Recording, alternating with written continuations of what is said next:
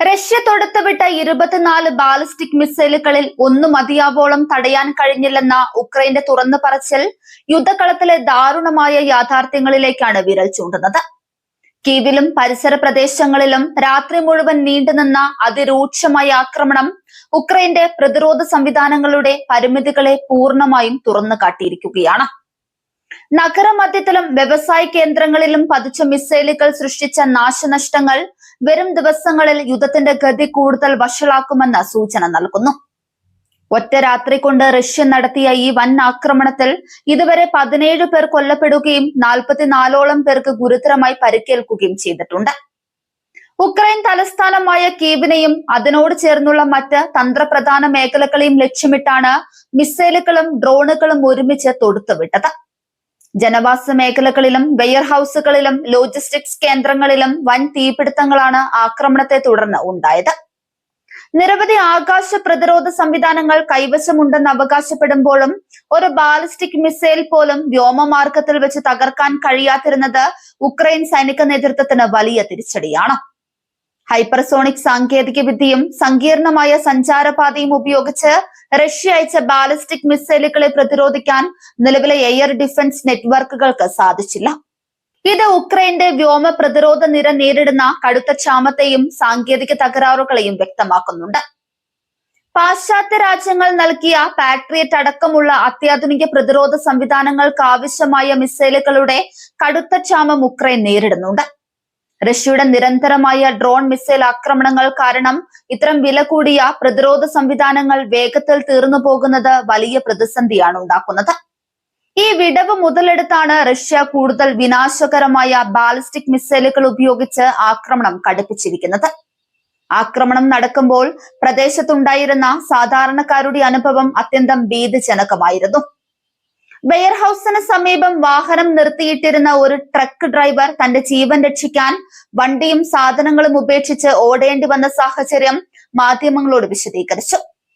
Missile പതിച്ച നിമിഷത്തിനുള്ളിൽ തന്നെ വാഹനം ആളിക്കത്തുകയും പ്രദേശം മുഴുവൻ പുകപടലങ്ങളാൽ മൂടപ്പെടുകയും ചെയ്തതായി അദ്ദേഹം സാക്ഷ്യപ്പെടുത്തുന്നുണ്ട്. വെയർഹൌസുകൾക്കും ലോജിസ്റ്റിക്സ് കേന്ദ്രങ്ങൾക്കും നേരെ നടന്ന ആക്രമണം ഉക്രൈന്റെ വിതരണ ശൃംഖലയെ വലിയ തോതിൽ ബാധിച്ചു. നഗരത്തിലേക്കുള്ള ഭക്ഷണവും മറ്റ് അത്യാവശ്യ സാധനങ്ങളും എത്തിക്കുന്ന കേന്ദ്രങ്ങളാണ് ഇതിലൂടെ തകർന്നടിഞ്ഞത്. ശൈത്യകാലം അടുത്തിറക്കി അടിസ്ഥാന സൗകര്യങ്ങൾക്ക് നേരെ റഷ്യ നടത്തുന്ന ഇത്തരം ആക്രമണങ്ങൾ ഉക്രൈനിലെ ജനജീവിതം ദുസ്സഹമാക്കി. കീവിലെ പാർപ്പിട സമുച്ചയങ്ങൾക്ക് നേരെയും ആക്രമണമുണ്ടായി. രാത്രിയുടെ യാമങ്ങളിൽ ജനങ്ങൾ ഉറങ്ങിക്കിടക്കുമ്പോഴായിരുന്നു മിസൈലുകൾ കെട്ടിടങ്ങൾക്ക് മേൽ പതിച്ചത്. ഇതോടെ വീടുകൾ തകരുകയും നിരവധി കുടുംബങ്ങൾ അവശിഷ്ടങ്ങൾക്കിടയിൽ കുടുങ്ങുകയും ചെയ്തു. രക്ഷാപ്രവർത്തകർ മണിക്കൂറുകളോളം പരിശ്രമിച്ചാണ് പരിക്കേറ്റവരെയും മൃതദേഹങ്ങളെയും പുറത്തെടുത്തത്. ഈ സംഭവം അന്താരാഷ്ട്ര തലത്തിൽ പാശ്ചാത്യ രാജ്യങ്ങൾക്ക് മേൽ പുതിയ സമ്മർദ്ദം ചെലുത്തുന്നുണ്ട്. ഉക്രൈൻ അടിയന്തരമായി കൂടുതൽ അത്യാധുനിക വ്യോമ പ്രതിരോധ സംവിധാനങ്ങളും മിസൈലുകളും നൽകണമെന്ന് പ്രസിഡന്റ് വ്ളോഡിമിർ സെലൻസ്കി ആവർത്തിച്ച് ആവശ്യപ്പെട്ടു. ആക്രമണങ്ങൾ തടയാൻ ആവശ്യമായ ആയുധങ്ങൾ കൃത്യസമയത്ത് ലഭിക്കാത്തതാണ് ഇത്തരം ദാരുണ സംഭവങ്ങൾക്ക് കാരണമാകുന്നതെന്ന് ഉക്രൈൻ കുറ്റപ്പെടുത്തുന്നു. റഷ്യ തങ്ങളുടെ ആക്രമണ തന്ത്രങ്ങളിൽ വലിയ മാറ്റങ്ങൾ വരുത്തിയതായി സൈനിക നിരീക്ഷകർ ചൂണ്ടിക്കാണിക്കുന്നുണ്ട്. ഉക്രൈന്റെ പ്രതിരോധ സംവിധാനങ്ങളെ തെറ്റിദ്ധരിപ്പിക്കാൻ ആദ്യം കുറഞ്ഞ ചെലവിലുള്ള ഡ്രോണുകൾ അയക്കുകയും തുടർന്ന് പ്രതിരോധ നിര ദുർബലമാക്കുമ്പോൾ ഒരേ സമയം നിരവധിയായ ബാലിസ്റ്റിക് മിസൈലുകൾ തൊടുത്തുവിടുകയുമാണ് റഷ്യ ചെയ്യുന്നത്. ഈ തന്ത്രത്തിന് മുന്നിൽ പിടിച്ചു നിൽക്കാൻ ഉക്രൈന് സാധിക്കുന്നില്ല. തലസ്ഥാന നഗരത്തിൽ തന്നെ ഇത്തരം ആക്രമണങ്ങൾ തടയാൻ സാധിക്കാത്തത് സൈന്യത്തിന്റെയും പൊതുജനങ്ങളുടെയും ആത്മവീര്യത്തെ പ്രതികൂലമായി ബാധിക്കുന്നുണ്ട്. സുരക്ഷിതമെന്ന് കരുതിയിരുന്ന കേന്ദ്രങ്ങളിൽ പോലും മരണഭയം നിഴലിക്കുന്നത് ജനങ്ങളിൽ കടുത്ത മാനസിക സമ്മർദ്ദമാണ് ഉണ്ടാക്കുന്നത്. വരും ദിവസങ്ങളിൽ കൂടുതൽ ശക്തമായ ആക്രമണങ്ങൾ ഉണ്ടാകുമെന്ന ഭീതിയിലാണ് നാട്ടുകാർ കഴിയുന്നത്. ആക്രമണത്തെ തുടർന്ന് നഗരത്തിന്റെ പല ഭാഗങ്ങളിലും വൈദ്യുതിയും കുടിവെള്ള വിതരണവും തടസ്സപ്പെട്ടു. അത്യാവശ്യ സേവനങ്ങൾ പുനഃസ്ഥാപിക്കാൻ അധികൃതർ ശ്രമിക്കുന്നുണ്ടെങ്കിലും തുടർച്ചയായി ഉണ്ടാകുന്ന ആക്രമണങ്ങൾ തടസ്സങ്ങൾ ഉണ്ടാക്കുന്നുണ്ട്. അടിസ്ഥാന സൗകര്യങ്ങൾ തകർത്തുകൊണ്ട് ഉക്രൈനെ പൂർണ്ണമായി കീഴടക്കുക എന്ന തന്ത്രമാണ് മോസ്കോ പയറ്റുന്നത്. യൂറോപ്യൻ യൂണിയനും നാറ്റോ അംഗരാജ്യങ്ങളും ഈ ഭീകര ആക്രമണത്തെ ശക്തമായി അപലപിച്ചു. റഷ്യ സാധാരണക്കാർക്ക് നേരെ നടത്തുന്ന ആക്രമണങ്ങൾ അന്താരാഷ്ട്ര നിയമങ്ങളുടെ ലംഘനമാണെന്ന് അവർ ആരോപിച്ചു.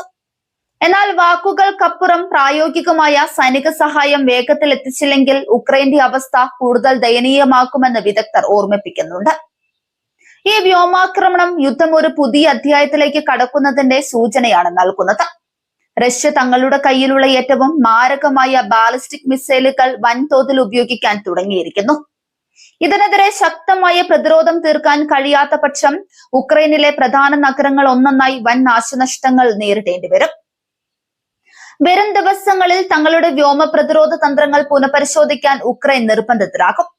കൂടുതൽ സുരക്ഷിതമായ രീതിയിൽ മിസൈൽ വിതരണവും പ്രതിരോധ കേന്ദ്രങ്ങളുടെ മാറ്റവും ഉറപ്പാക്കേണ്ടി വരും.